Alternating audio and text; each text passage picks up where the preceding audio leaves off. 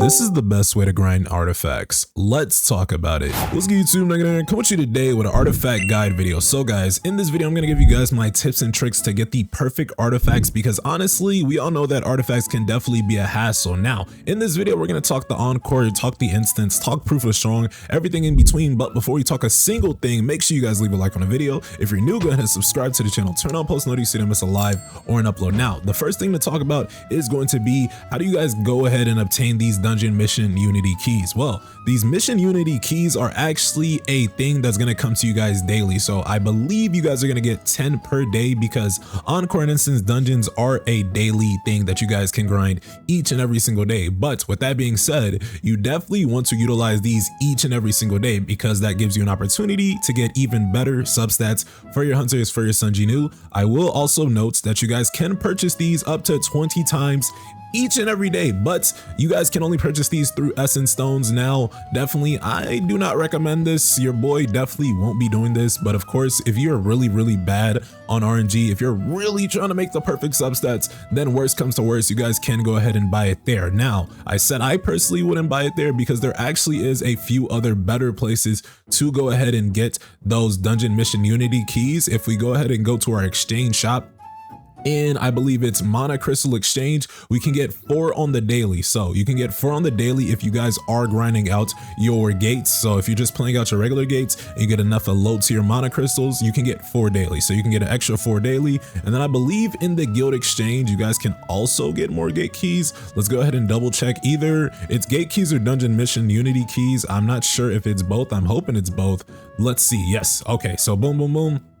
So each and every week within the guild shop, you guys can get 4 each week. So you can get 4 each week from the guild shop. You can get 4 each day from the Mana Crystal Exchange, and that's just extra. And then sometimes the system shop will drop in and offer like 4 more for like 80k gold. So that one's also fire. So that's going to be a little bit more quick time, but just remember it is a daily. So you guys are going to get dungeon keys on the daily. Now that we talked about just how to get the keys, where to get the keys, I'm not going to talk about bosses specifically. I'm more so going to talk about methods of grinding specific bosses, or not really grinding specific bosses, but bosses in general. So here's what I'll say. A good rule when you guys are grinding content, keep in mind that encore and instances are a daily dungeon, meaning you guys can play this out daily. So if you guys grind it daily, I think that you should lessen your hassle and do content you can clear on the daily. Now, of course, it's going to be good to push yourselves, but let's say you guys are starting to, play out your accounts, you're approaching that tier 16. You can easily clear tier 16, but tier 17 gives you a lot of trouble. You still might want to clear tier 16 until you're strong enough to tackle that tier 17. So definitely power will come into play. And talking about power, guys, we have a very good power rule to know when you guys are going to be in the red versus in the white versus in the blue. But what does that even mean? Let's go ahead and show you guys an example.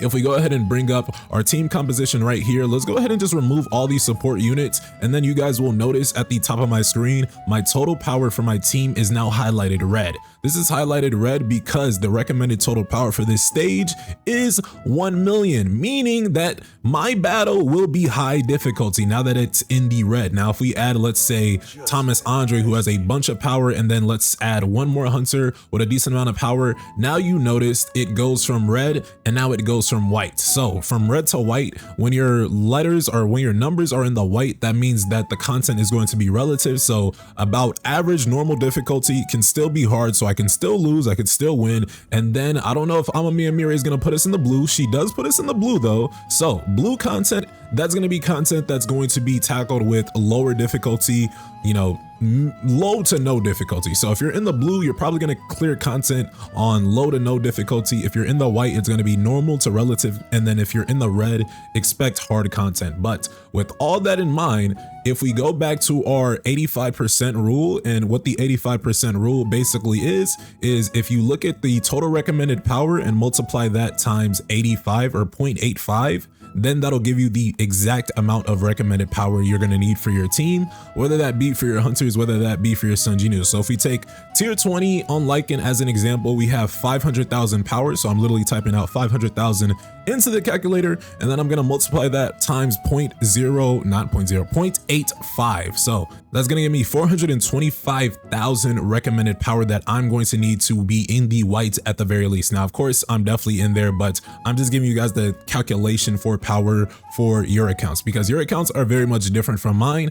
But now that we have that rule in place, let's go ahead and just play out one of these encores or one of these dailies, because honestly, I kind of want to show you guys the best way to go about getting artifacts. So actually, I'm not even going to show you guys my run versus the bosses, but we'll talk a little bit after and show you guys the best tips for salvaging or getting the perfect artifacts. Alrighty folks, the boss is down, so let's go ahead and reap the rewards. Now, here's where the important part comes into play. Of course, you're gonna get any type of artifacts back, but the main point is to look for those meta artifacts. So relatively look at the best metas, and obviously that's gonna be like beast set, obsidian set on the right side, curse, burning greed, burning blessing on the left side, things like that.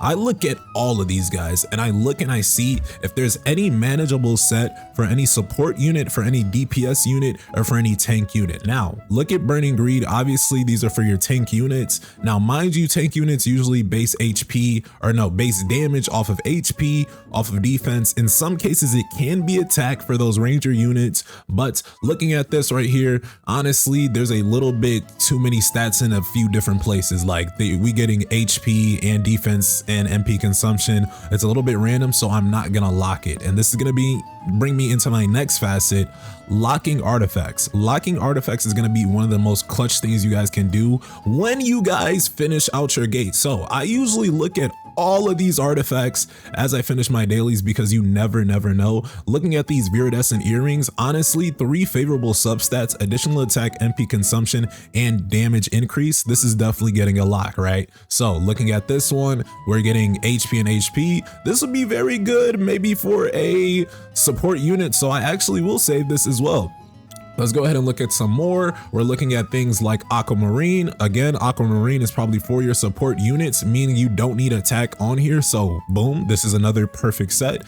Boom, boom, boom. Let's go ahead and keep the ball rolling. I'm seeing additional defense. I'm thinking this could be for maybe a support unit. That could be lockable. I might not want to lock that. Looking at the Peridot meta, here's something interesting, because with the Peridot, I do like putting Peridot on my support DPS. So think like Choi Jonin, think Gina, those type of characters. So this is actually going to be perfect for Choi Jonin and Gina specifically, because this has no critical hit damage. So you kind of want to think about artifacts for all your characters, if that makes sense, really, because honestly, before I used to just salvage any artifact that wasn't like attack based, and that's actually pretty bad now that Netmarble is introducing defensive based metas, HP based metas. So it's all about being ahead of the game, because eventually guys, you're gonna be filled with artifacts, meaning you're gonna have to salvage artifacts, but you don't want to go, you know, one by one and just salvage each artifact possible. Now anytime I see double attack, that's an instant lock, because you guys can honestly roll on that and it gives your, you know, roll chances a little bit higher. This one a little less favorable for beast earrings. Let's go ahead and look at some more. Now with beast, you only need like attack based things, like something like this. Oh my goodness, that actually looks pretty insane. Something like this also does look pretty insane. So if we're getting 3 favorable substats, guys, my rule is that I usually lock it, right? And then for things like rings, I definitely look for the main stat. The main stat is definitely going to be important. So something like additional attack is what I look for. And then for rings, I honestly only lock when I see attack percentage as a substat, additional attack as a main stat, or just something crazy as substats, like maybe critical hit damage, damage increase. We've dropped a lot of artifact videos in the past talking about just how to select the best artifacts. So let's go ahead and keep going. We're looking at some obsidian pieces. This honestly could be useful, like maybe for a Thomas Andre, because it does have that defensive percent. It has that defensive penetration and does have defensive or damage increase. So with that, let's go ahead and keep on going. We're looking at some more. This one looks a little bit insane. That could be an Amami Amire piece in the near future. And then I do at least, you know, roughly look over these other sets that I don't really equip as of now, because you never know when Netmarble can boost these sets, like the Executioner set. Honestly, this is insane, and I could see this Executioner set coming into play in the very near future. So definitely don't throw away just any artifacts that people aren't using. This one could be good for like a Thomas Andre because it has double defense in the earring. So let's go ahead and lock that as well. And then the rest doesn't look too favorable. Let's look at these. These are kind of all over the place. And then for champion on the field, that only boosts attack. So you'll definitely need attack based. Now, that is for accessories. Obviously, you could technically just apply the same exact thing for artifacts or just armor pieces. If we just look at armor pieces and artifacts in general, then let's go ahead and just filter. If we're talking about, let's say, the left side and artifacts, I do want to show you guys, because that's definitely important to talk about. Majority of the time, you're probably going to be building out a Burning Curse, Burning Greed, or Burning Blessing set.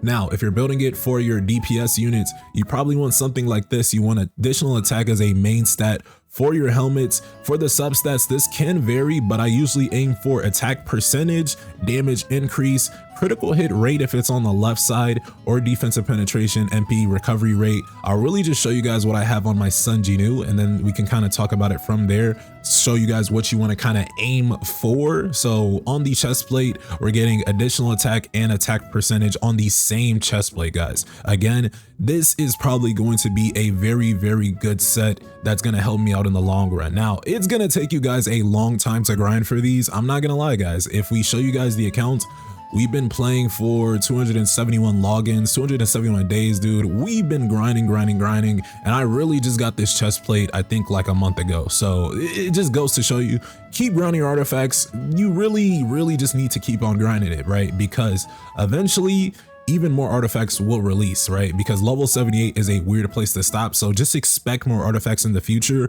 If you have these good artifact practices right now, you'll be guaranteed to be just way better when new artifacts do come down the line, because you will have the ability to just, you know, cleanly salvage. You already have, you know, oh, I'll lock these artifacts so I don't accidentally salvage them, and everything in between. Now, definitely something else that could come into play when talking about my, you know, locking rule, if we look at this armor piece, you really only see like 3 favorable substats: MP consumption, attack percentage, critical hit rate. So we ended up enhancing this and got attack percentage +4. So luck can be a very good factor within this game. If you're lucky enough, guys, you will see good returns, something like this, right? So definitely, you don't need a perfect artifact substats to enhance, right? If we look at some things that I locked before, right, this one has additional defense and additional attack on the same gloves. Now, if I got, like, let's say additional defense +4, that could be a Thomas Andre piece, but if I got additional attack +4, it could be a Sun Jinu piece. So really, guys, it's all about just realizing the different artifact combinations you can kind of cook up within this game. Definitely, I will say artifacts are very tedious, and I don't think anybody enjoys having to enhance over and over, spend a lot of gold. But guys, it is something we must do if we're trying to get stronger. Now, with that in mind, what do you guys think about artifacts within Soul Leveling Arise? How are you guys grinding out your artifacts? Go ahead and leave your thoughts, theories, and comments below. Don't forget to subscribe to the channel, turn on post notifications, and with that, I'll see you guys in the next one. Y'all take care. Peace.